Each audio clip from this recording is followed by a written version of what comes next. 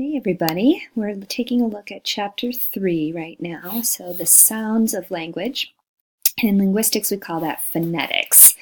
So the type of phonetics that we're looking at specifically in this class is articulatory phonetics. So that has to do with how we produce sounds using our vocal tract. And we'll start with a little video. So what you can see there, that's the base of the tongue.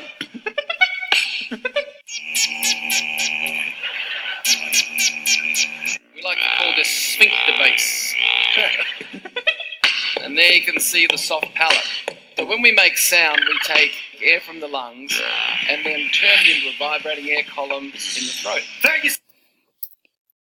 Take air from the lungs and turn it into a vibrating air column in the throat. So we'll look into that a little bit more and then really try to understand how we make specific sounds as well through the vocal tract.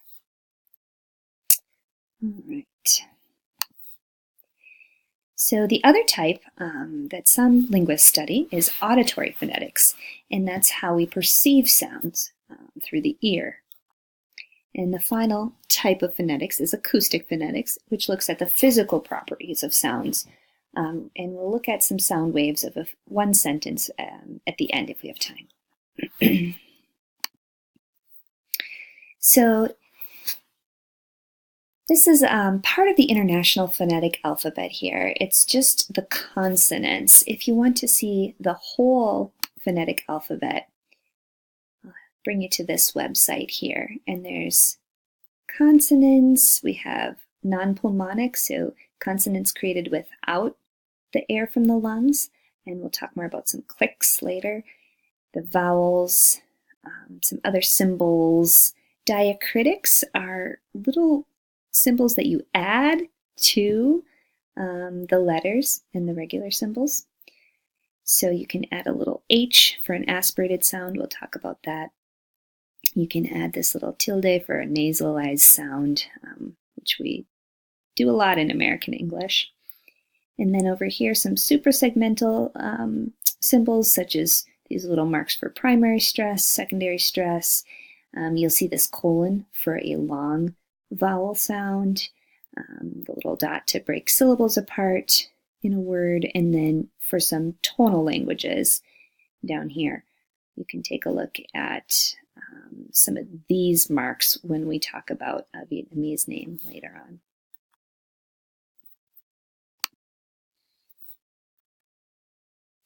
So how do we describe consonants specifically? That's what we were looking at here.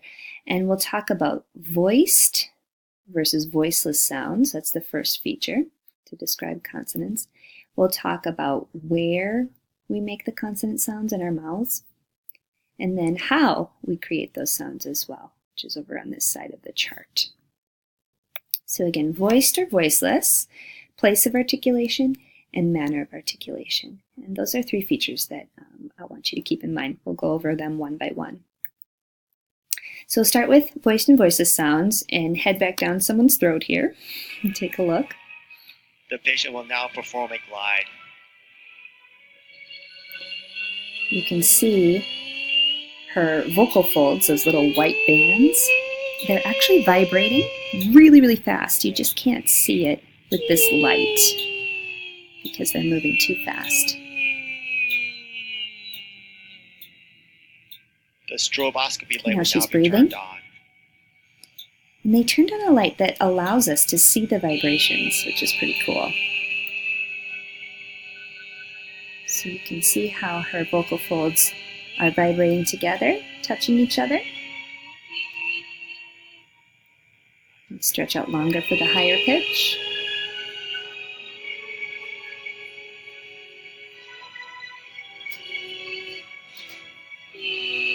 And when she breathes, they open up. The endoscope will now be removed. I'll spare you that detail of the endoscope being removed. Okay, so over here, when you're creating a voice sound, like the sound B, you can hear that resonance, and that's happening because these two vocal folds are coming together and they're vibrating as the air passes through. For voiceless sounds, the vocal folds are open and the air is passing through the trachea up into the oral cavity and out your mouth without that vibration. So nothing is getting in its way.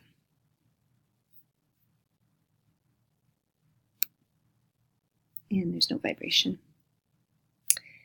Here, I put in a simplified version of the IPA chart, and this is a phonemic chart, so it's a little bit different. It's specialized for the English language, and it shows the consonants we use in English, and then the vowel sounds that we typically use in English. I use this little mark with my ESL students, English for speakers of other languages, and it helps them to differentiate between, for example, the sh voiceless sound compared to the zh voiced sound, because there are lots of sounds that are made in the same place and in the same manner. The only thing that's different is the voiced or voiceless quality. So here we've got all the voiceless sounds, p, t, ch, k, f, th, s, sh, h.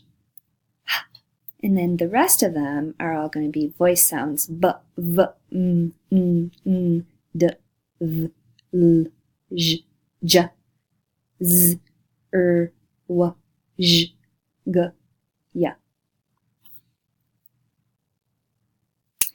The second feature we'll look at right now has to do with the place of articulation for the consonant sounds. So I like this chart over here, even if it's a little bit blurry. Hopefully you can read it. So we have the place of articulation, and we are a little bit more familiar with some of these words from our biology class. And then they create an adjective to help us talk about how we use, where we put these sounds in the mouth. So for example, you've got your bilabial sounds that are made with two lips, because lips in adjective form is labial, right? Bilabial sounds b and p.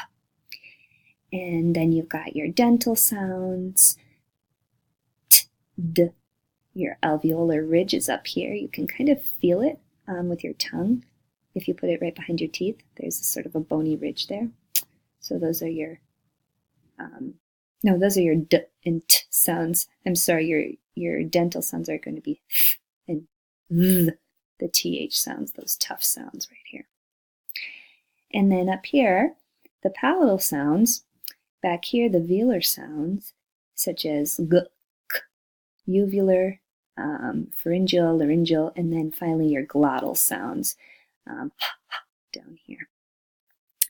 So this is really interesting. I want you to take a look at this X-ray film of somebody speaking, and you can see the tongue moving around to hit the different places.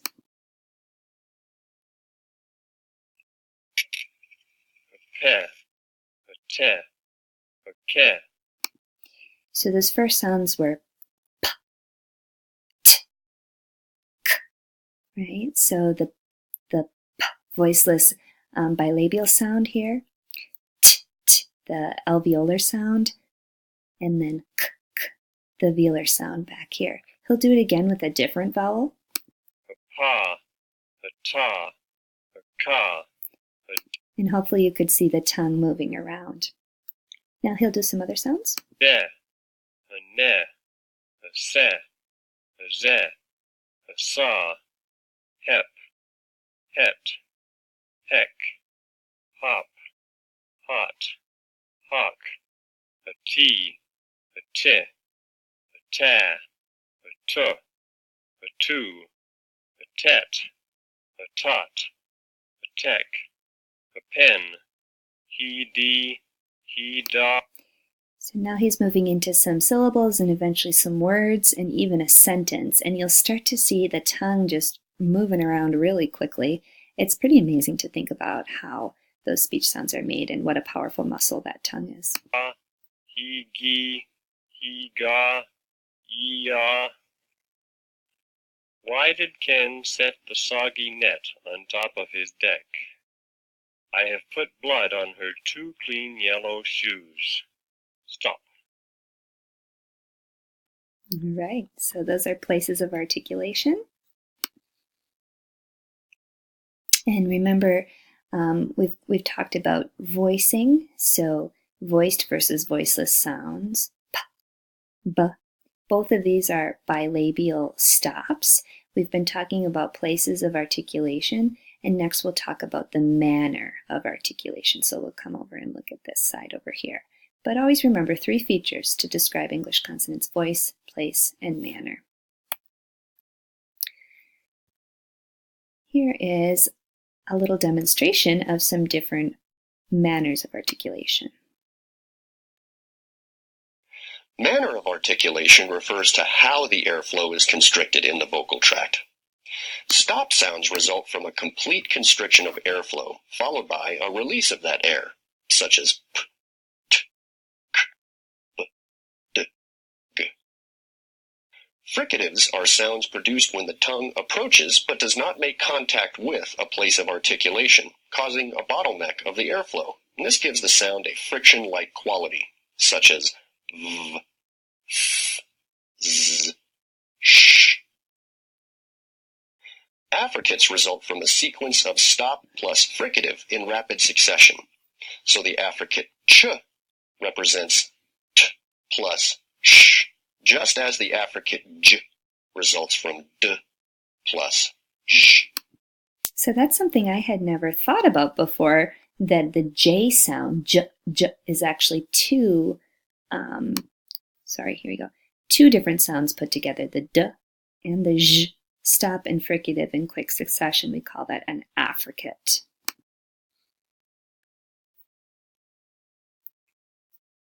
Nasal sounds are produced when the velum is lowered, allowing air to pass through the nasal cavity, such as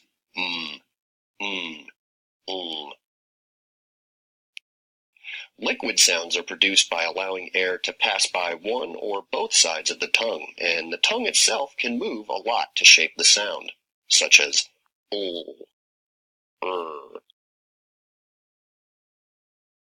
Glide sounds are produced with very little constriction of airflow, so little, in fact, that they are often referred to as semivowels, such as w, y. So those are some different manners of articulation. Hey, and the first line here on your chart, these are going to be your stop sounds. In the regular IPA, they also call them plosives. So this is where that air stops and then bursts through again. P, b, t, d, ch, j, k, g. The next line will be all of your fricative, or the continuous sounds. So you can hold these sounds out. V, s, z, sh, zh. And then the last line has a few different manners of articulation, but one of the most common one is the nasal sounds. And then we've also got we've got some glides here. And then we've got those articulate sounds that are kind of like semivowels. So again, going back to our IPA alphabet, if you want to explore the IPA a little bit more, you can go to this website. And it's pretty cool. You can click on one of these sounds, and it gives you the description, voiceless bilabial plosive, or stop. And you can listen to different people saying the sounds, which is nice for our sounds, but really interesting for some of these other sounds that are less familiar to us. So let's try this one. Sha, asha. Maybe this one. Ha, aha. So you can play around with that a little bit. They have the consonants and then they have all the other sounds as well, which can get really interesting. Some of those sounds that I wanted to show you briefly are the clicks. So these we don't have in English, but they're so interesting they're worth showing to you. Here's an example of a click with your lips, with your tongue on the roof of your mouth. You can try to do it yourself. It's kind of fun. And then here's an example of someone doing a click.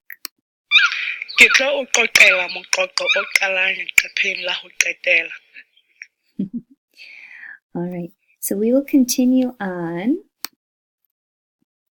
here in a little bit on the next screencast.